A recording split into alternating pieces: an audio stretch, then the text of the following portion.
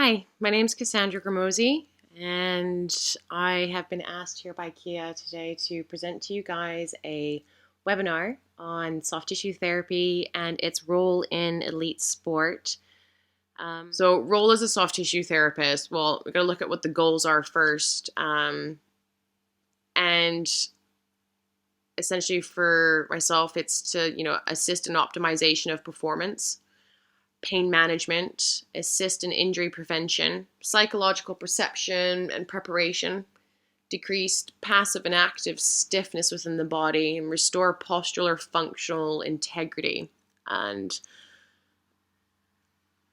depending on what type of therapist you've developed into and where your interests lie, you'll tend to favor some avenues of soft tissue therapy more than others. So for me, my manual therapy work is underpinned and supported by my training in Pilates and use of movement to back up my manual therapy. There are other avenues out there, such as active release techniques, ART, which I believe originated from the States, Rolfing, produced by a female, again, I believe from the States, called Ida Ralph. One of her famous quotes for me is that she always taught people never to work with the site of pain, to look around it and look more globally. And I think that's an important rule of thumb for all of us. Really, it doesn't really matter what modality we're in. Just don't look at what the person's complaining about, because there'll be other things feeding into that pain reporting. Structural integrator. Some of you might have heard the Anatomy Train series by Tom Myers. They developed structural integration, Bowen technique, and craniosacral therapy. Touching on the psychological perception and or preparation, your readiness to train. So traditionally, I know that sports massage, soft tissue therapy is, used quite a bit as a recovery tool and to help with the perception of DOMS. And years ago, you say, remove lactic acid, increase blood flow. Well, I think it's quite clear that the research out there now states that it does not help in the removal of lactic acid, and it does not necessarily increase blood flow. There are some changes that take place in a hormonal response, but we'll move on to that in a little bit. However, what some of the research is now coming out there to support is it mediates molecular processes linked to inflammation.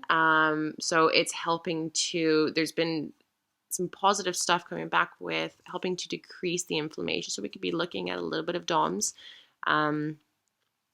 but looking also as well decreased in muscle tone, pain, and hyperactivity of the soft tissue. And one of my favorites, probably the psychological impact as well that it has. So before I go into a case study here, we're looking at, so just a bit of a roundup here of what we've discussed and maybe what manual therapy is doing to the body. Looking at the biomechanical effects. So essentially when we're putting our hands on somebody and pressure onto their soft tissue structures, it's still mechanical pressure. We're looking at decreasing tissue adhesion. So going back to that scar tissue idea that I just finished talking about. Increased muscle compliance, increased range of motion through your limbs, decreased passive stiffness, and decreasing your active stiffness there. Sometimes things, though, work, and we just know that they do. Yeah, it sounds a bit evangelical, but sometimes I think that if we go purely off of what science says, then we would come to a standstill. Again, going back to that thought of, 20, 30 years ago, we had no idea even what fascia was, and now it plays such a heavy role in what we do. Fascia was just completely disregarded 30 years ago. But Like I said, research does heavily influence my treatment choices and decisions, but my experiences within the field do so as well.